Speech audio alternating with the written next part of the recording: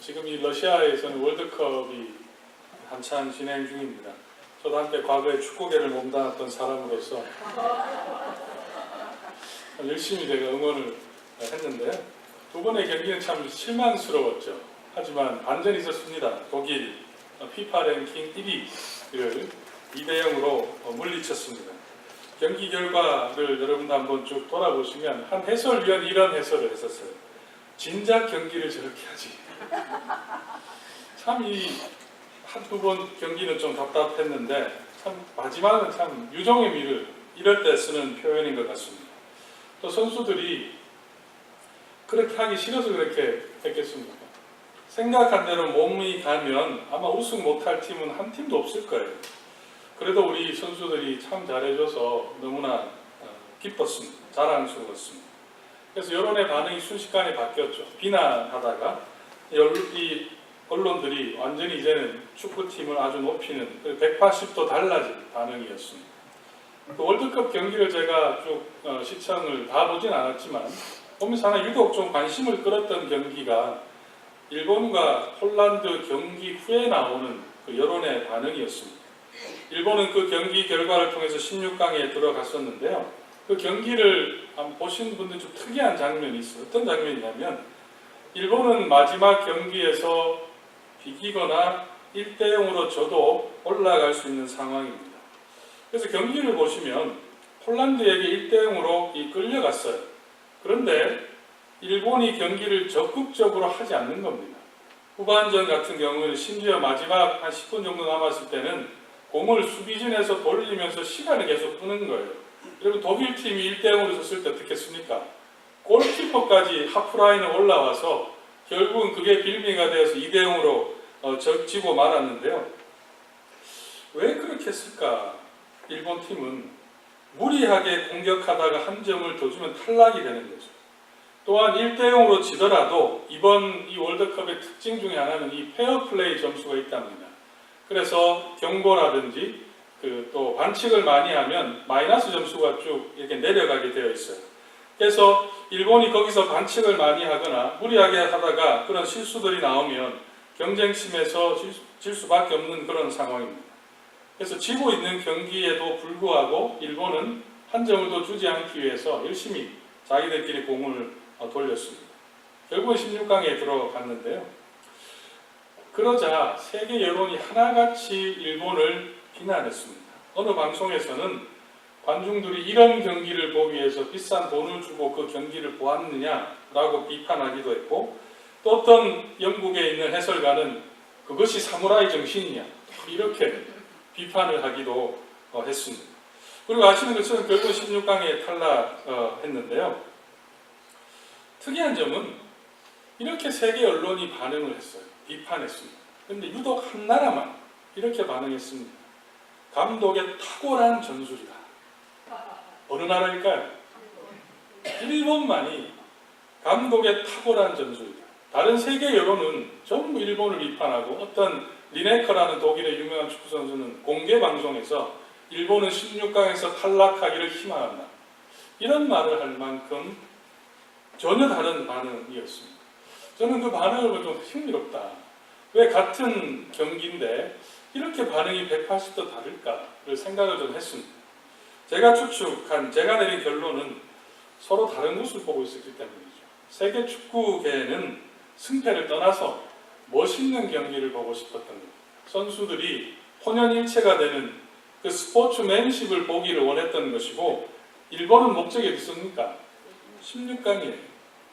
16강만 올라가면 되는 겁니다.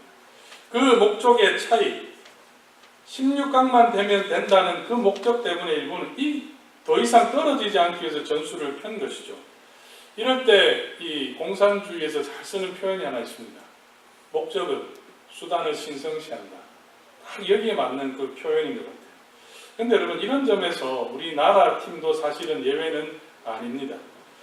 만약에 한국팀이 일본처럼 경기를 해서 16강에 올라간다면 세계 여론과 상관없이 거의 99%의 한국 사람들도 대한민국 감독을 극찬할 겁니다. 너무너무 경기를 잘했다. 근데 여러분 그거 아세요? 한국팀이 페어플레이 그 점수에서 최하위권이었습니다. 가장 이 페어플레이에서 최하위권이란 말은 더티하게 경기를 했다는 거예요. 반칙이 많고 파울이 많았던 그런 팀을 했습니다. 그런데 여기에 대해서 한국 사람들은 아무도 평가하지 않아요. 이런 표현을 씁니다. 한국 선수들 투지가 좋다. 한국 선수들 최선을 다했다. 전혀 다르게 반응을 하는 것이죠. 여러분, 같은 상황, 이 팩트는 같지만 왜 상반되게 반응할까요? 같은 일을 두고 어떤 사람은 참 잘했다고 생각하고 어떤 사람은 어떻게 일을 그렇게 할 수 있느냐라고 평가하겠습니까? 잠시 우리의 관심을 러시아 월드컵 경기장에서 2000년 전 예수님이 계시던 유대 땅으로 한번 옮겨가 보겠습니다. 어느 날입니다. 한 청년이 예수를 찾아왔습니다. 그리고 이렇게 질문합니다. 16절에 선생님이여, 내가 무슨 선한 일을 하여야 영생을 얻으리이까? 지금 이 청년의 그 질문을 보면 여러분 무엇을 느끼시나요? 저는 이 질문을 보면서 이 참 질문이 참 대단하다. 이러한 질문을 하려면 어떤 나이가 이러한 질문에 적당할까요? 영생에 대해서, 영원한 삶에 대해서 관심을 두려면 어떤 나이가 참 좋겠습니까?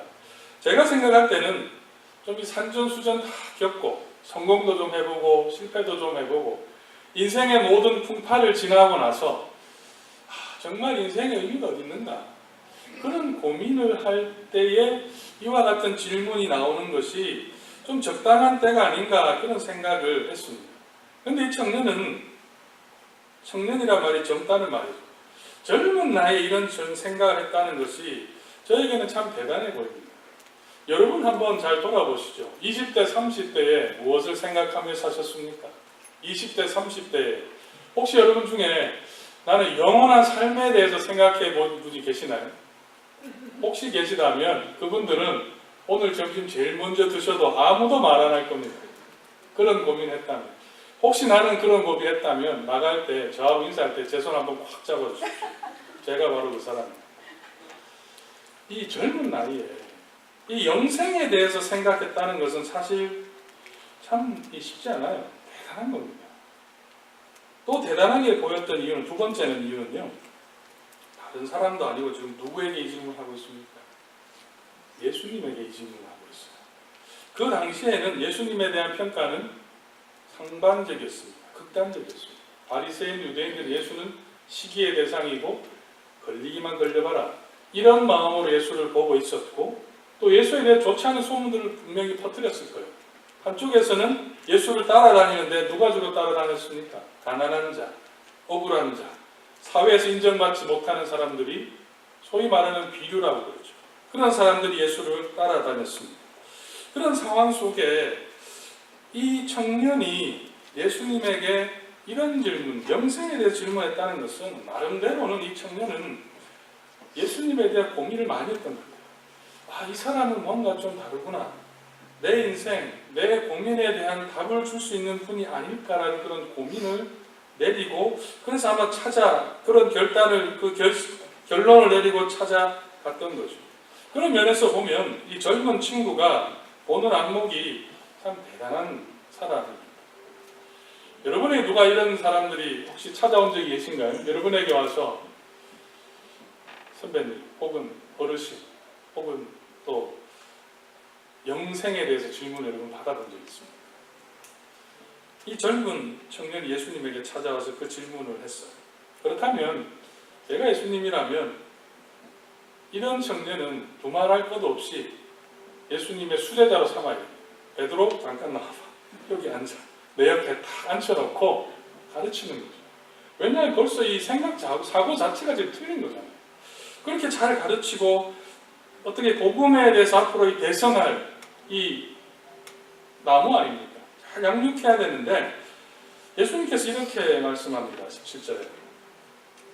여러분 예수님 마음을 한번 생각해 보세요. 예수께서 가라사대 어찌하여 선한 일을 내게 묻느냐? 선한 이는 오직 한 분이시니라. 내가 생명에 들어가려면 계명들을 지키라. 여러분 예수님의 반응을 보시면서 환영하는 반응입니다. 여러분 생각 예수님 그래 잘 왔다 웰컴 그런 반응인가요? 제가 이 말씀을 볼 때는 좀 예수님이 좀 퉁명스럽게 반응한 것 같아요. 선한 것이 무엇이냐? 이 세상에는 오직 한 분만 선하다. 그렇게 말씀하는 거죠. 그렇게 하는데 좀 퉁명스럽게 대답한 것 같아요. 그런데 이 청년은 그 예수님의 반응에 전혀 아랑곳하지 않고 17절에 가보면 18절이죠. 이르되 어느 계명이 옵니까? 예수께서 이르시되, 지금 예수님은 이 청년 다시 한번 묻는 겁니다. 어느 계명인지 말씀해 주십시오. 이 청년의 마음 같으면, 제 같으면 좀 자존심도 사실 좀 그렇잖아요. 질문을 했는데 겨우겨우 찾아갔는데 이렇게 반응하면 좀 자존심도 상할 것 같고, 거절감으로 해서 좀 살짝 삐질 것도 같고, 여기 아니면 내가 갈 데가 없나? 뭐 이런 생각들을 가졌을지도 모를 것 같아요. 근데 젊은 청년치고는 잘 참습니다. 그리고 그 청년에게 그 계명이 무엇입니까? 말해달라고 이렇게 예수님께 요청을 했습니다. 그 청년의 그 반응에 대해서 예수님께서 19절에 이렇게 대답했습니다. 내 부모를 공경하라. 내 이웃을 내 자신과 같이 사랑하라. 또 18절에도 쭉 말씀을 하셨는데요. 그와 같은 명령을 예수님께서 말씀하셨어요. 거기에 대해서 그 청년 20절에 내가 모든 것을 지켜 싸운데 아직도 무엇이 부족합니까? 이렇게 대답을 했습니다. 이 젊은 청년의 대답이 참 감동적입니다.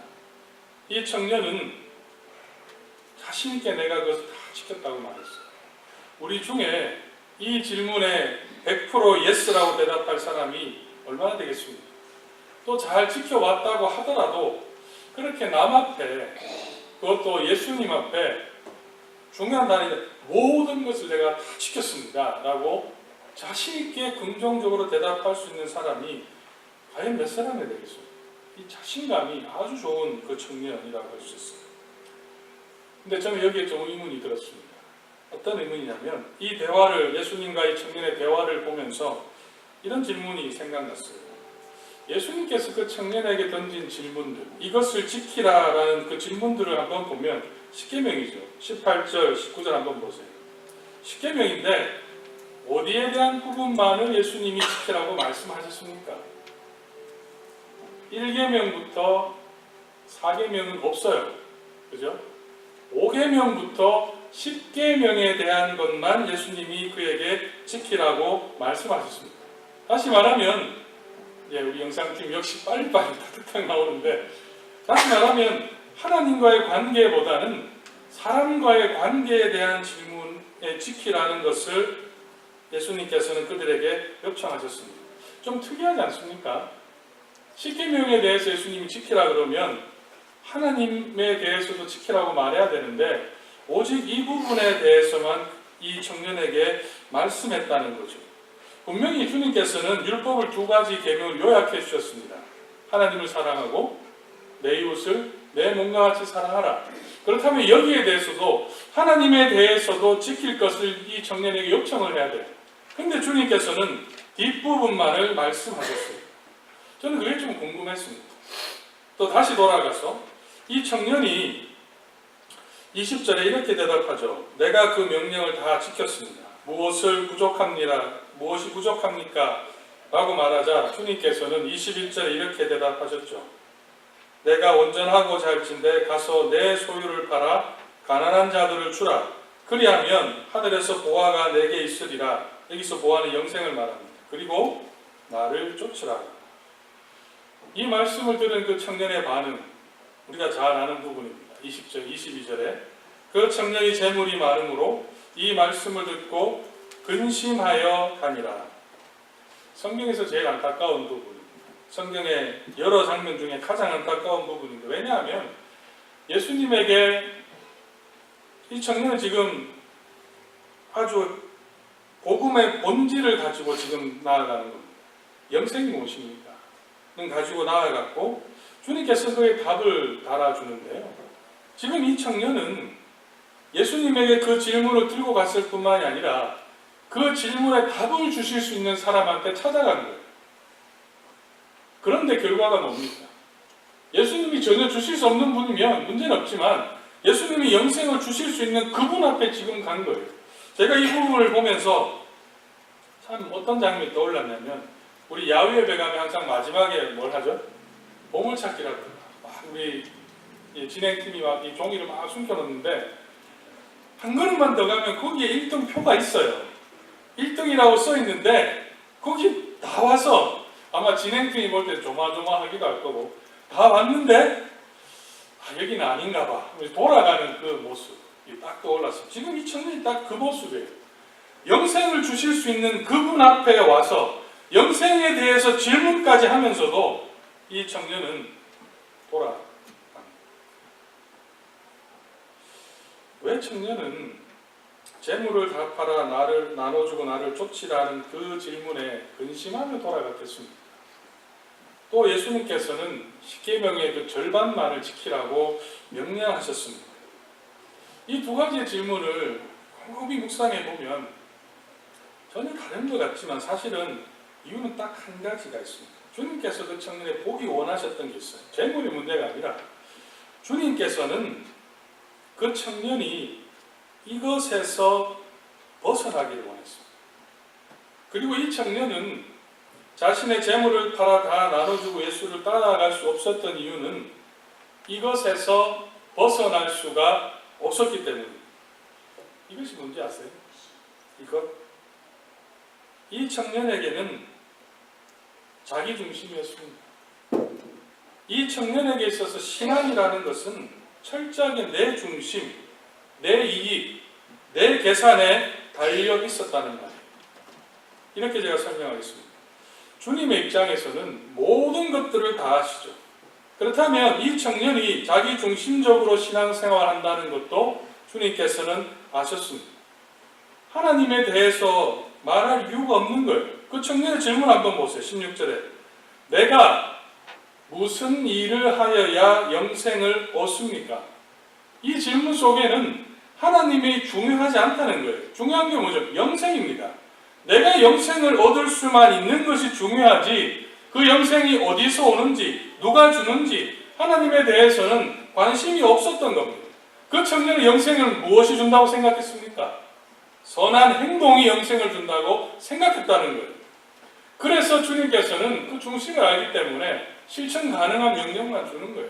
내 부모를 공경하라, 거짓 증거하지 말라, 간음하지 말라, 이런 것에 대해서 선한 구체적인 행동을 그에게 주었던 겁니다. 청년 입장에서 이 청년이 재물을 팔 수 없었던 것도 물질의 문제가 아니라 자기 중심의 문제였습니다. 그에게는 재물이 내 삶을 이끌어가는 중심이었습니다. 어느 정도 이웃을 사랑하는 데는 도네이션을 좀 할 수도 있었다고 저는 생각이 들었습니다. 그렇지 않고서는 내 이웃을 사랑하는 말에 자신 있게 네라고 답할 수는 없는 거예요. 그것도 예수님 앞에서 더더욱 그런 거예요. 하지만 다 팔아서 나눠주고 나를 따르라는 것은 그가 순종할 수 없었던 것은 그에게 중요한 것은 내 자신이었어요. 나를 지켜주는 것이었어요. 내가 살아가기 위해서는 그 재물이 필요했던 겁니다. 그리고 그 모든 것을 팔고 예수님을 따라가기 위해서는 불확실한 미래에 내 자신을 맡길 수가 없었던 것이죠. 정리하면 주님께서 바라시는 것은 딱 하나였습니다. 내 중심에서 이제는 삶의 중심을 나에게 옮겨보라는 거예요.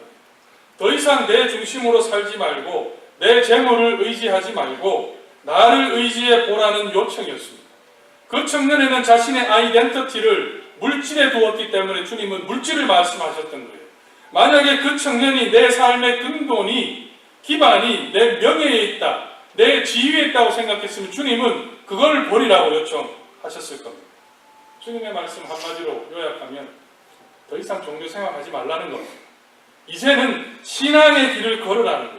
나를 믿음으로 내 힘으로 구원에 이르려고 하지 말고 나를 믿음으로 구원을 받으라는 말씀을 지금 하고 있는 거죠. 이 청년의 모습을 보며 깨닫게 되는 것은 우리가 지금 이 자리에 다 같은 모습으로 나와 있지만 하나님을 믿는다고 다 말씀을 순종하는 제가 볼 때는 거룩한 모습으로 앉아 있지만 그 사람의 드러나는 모습으로 판단할 수 없다는 사실입니다. 이 청년의 모습처럼 하나님이 보실 때는 여전히 나 중심에서 벗어나지 못하고 종교 생활을 하는 사람도 우리 가운데 있겠다는 생각을 저는 하게 되었습니다. 여러분은 여러분의 신앙의 중심이 내가 되어 있지 않습니다. 내 노력과 내 경험과 내 지식이 신앙생활의 중심에 되어 있지 않습니다. 하나님을 내 중심 속에서 이해하고 파악하고 있지는 않습니까? 여러분 스스로 답해 보세요. 나는 종교인인가? 나는 신앙인인가? 어떻게 할 수 있을까요? 무엇을 통해서 알 수 있겠습니까? 오늘 이 청년의 모습에서 두 가지의 마음의 상태가 우리의 상태를 보여준다고 생각합니다. 다시 이 청년의 모습으로 가보면 그 청년의 첫 질문, 무슨 선한 일을 하여야 영생을 얻을 수 있습니까? 라는 그 질문에 예수님께서 17절에 계명을 지키라 하고 말씀하셨죠. 거기에 대해서 이 청년은 자신 있게 내가 다 지켰습니다 라고 대답했습니다. 다 지켰다. 그러면 결론은 어떻게 돼야 될까요? 영생을 받았다고 그는 느껴야 합니다. 왜냐하면 그가 생각할 때는 율법을 다 지킨 것이기 때문이죠. 그런데 지금 율법을 다 지키면서도 주님 앞에 나와 어떻게 해야 영생을 얻을 수 있습니까? 라고 질문하는 것은 그 속에는 뭔가 부족함을 느꼈다는 거예요. 이것으로 안 되는구나. 뭐가 좀 찝찝하구나. 내가 다 한 것 같은데 좀 이상하다는 생각이 들었다고 추측할 수가 있습니다. 더 중요한 질문은 왜 이 청년은 부족함을 느꼈을까? 왜 내가 하는 그 행위로 영생을 얻지 못하는 것은 아닐까라는 생각을 하게 되었을까요? 그 바탕에 있는 것이 무엇입니까? 제가 볼 때는 두려움입니다. 혹시나 내가 하는 노력으로 안 되면 어떻게 하나? 내가 하는 그 노력으로 영생을 받지 못하면 어떻게 할까 하는 그 두려움이 있기 때문에 그 청년은 주님 앞에 나아왔던 것이고 열심히 율법을 지킨 것이죠. 여러분 자신을 한번 잘 돌아보십시오. 여러분의 그 신앙생활의 그 바탕, 내가 왜 교회를 가야 되고 내가 왜 말씀을 읽어야 되고 내가 왜 기도해야 되는가? 그 바탕에 두려움이 있다면, 내가 이렇게 하지 않으면 구원을 이룰 수 있다는 그 두려움이 있다면, 심판자이신 하나님 앞에 벌을 받을 수 있다는 그 두려움이 있다면 어쩌면 여러분들은 지금 종교 생활을 하고 있는지도 모릅니다. 성경의 말씀을 기억하십시오. 하나님의 주시는 마음 어떤 마음입니까?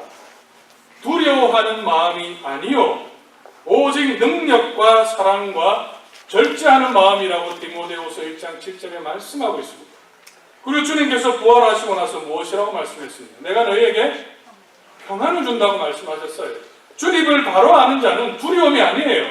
평안이 그 마음에 있다는 말입니다. 참된 신앙을 가진 자는, 주님을 아는 자는, 믿음의 대상이신 하나님을 아는 자는 구원에 대한 두려움을 가질 수가 없다는 사실입니다. 혹시 벌을 받을까? 혹시 하나님의 나의 구원을 빼앗을지 않을까? 그래서 새벽에 나오고, 그래서 예배하고, 그래서 두려움에 사로잡혀서 11조를 하는 자들이 아니라는 겁니다. 그렇다면 참된 신앙인들은 마음대로 사는 겁니까? 그렇지 않아요. 오히려 더 말씀을 지킨다. 왜? 나를 구원해 주신 그 은혜의 감격 속에 있기 때문입니다.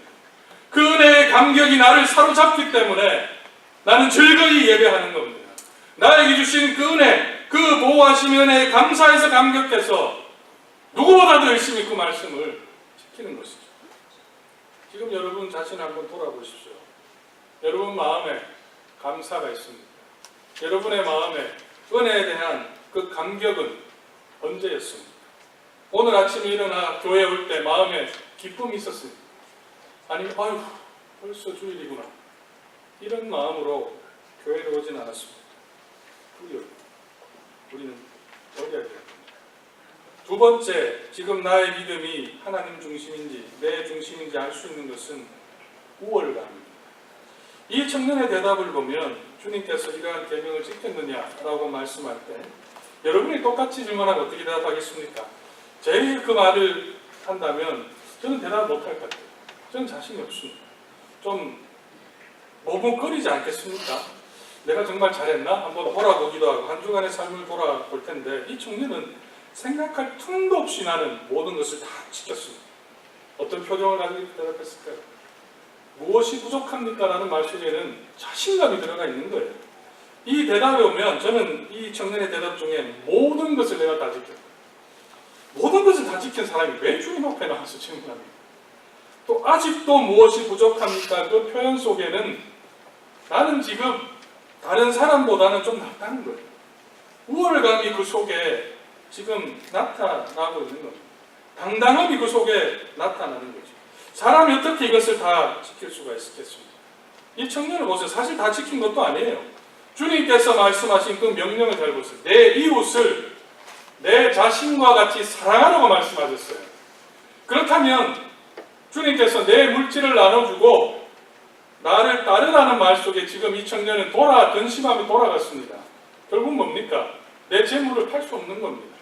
팔 수 없다면 지금 내 자신을 내 몸과 같이 사랑하는 그 말씀 이 청년은 다 지키지 않은 거예요. 내 자신을 내 몸과 같이 사랑하라면 여러분이 병이 나면 어떻게 하면 어떻게 하든 그 병을 고치 다 쓰는 거죠. 똑같이 그와 같은 마음으로 이웃을 사랑해야 되는데 이 청년은 재물을 다 팔 수 없었던 거예요. 그렇다면 이 청년은 이 말씀을 지킨 겁니까? 지키지 않았습니까? 지키지 않은 겁니다. 지키지 않았는데도 하나님 나는 다 주님 앞에 다 지켰습니다라고 자신감 있게 말한다는 것은 그 속에는 우월감이 있는 거죠. 남보다는 그래도 내가 좀 더 도네이션 했다. 남보다는 내가 더 했다라는 그 우월감이 이 청년 속에 있기 때문에 저 사람보다는 내가 나으니까 나는 다 지켰구나. 스스로 결론을 내린 것이죠. 이런 우월감 어디서 나요? 내 중심입니다. 내 중심. 내가 신앙생활의 중심이에요. 하나님의 중심이 아니라 하나님의 말씀이 아니라 내 중심이에요. 하나님이 중심이었다면 그렇게 대답할 수가 없는 것이죠. 반면 참된 신앙인은 무엇으로 살아가겠습니까? 우월감이 아니라 겸손함입니다.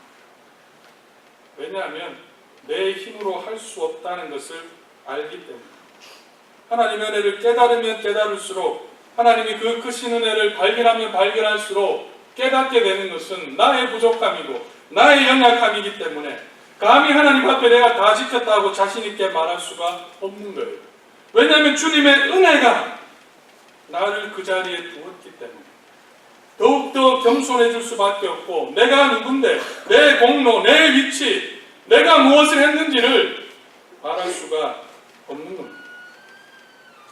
지난주에 한 분이 재미있는 장면을 보았다면서 저에게 이런 말씀을 해주셨습니다.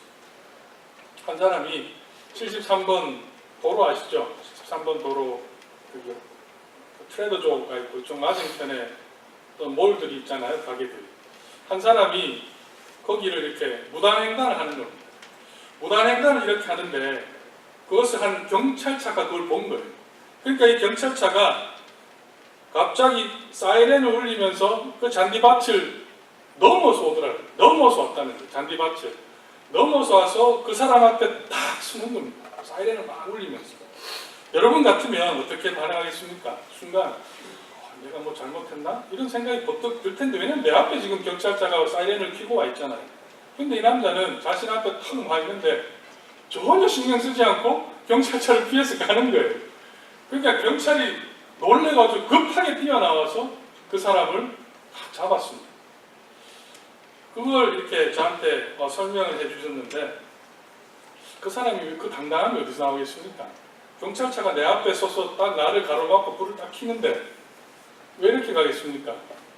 나는 잘못한 게 없다는 겁니다. 나는 잘못한 게 없고 나는 당당하기 때문에 간다는 거고 이 경찰 입장에서는 어떻게 했겠습니까? 급하게 그렇게 가로질러서 와서 될 정도면 이 사람은 문제가 있는 거죠. 문제가 있는 겁니다. 그렇기 때문에 그와 같은 일들이 일어나는 거예요.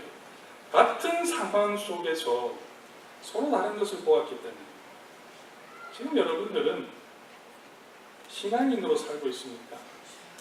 종교인으로 살고 있습니다. 하나님의 생각은 무엇일까요? 하나님은 저와 여러분이 종교가 아닌 복음으로 살기를 원하십니다. 하나님은 우리가 행위가 아닌 은혜로 살기를 원하십니다. 하나님의 은혜를 깨달아 두려움과 우월감이 아니라 감사와 겸손함으로 이 땅에 살기를 원하시는 분이 우리가 믿는 하나님이십니다. 힘써 여호와를 알자 이 마지막 시간에 여러분을 향한 이 하나님의 마음, 이 주님의 마음을 여러분은 알고 있습니다. 기도하겠습니다. 사랑의 아버지 하나님, 힘써 여호와를 알자, 이 말씀을 가지고 함께 주의 말씀을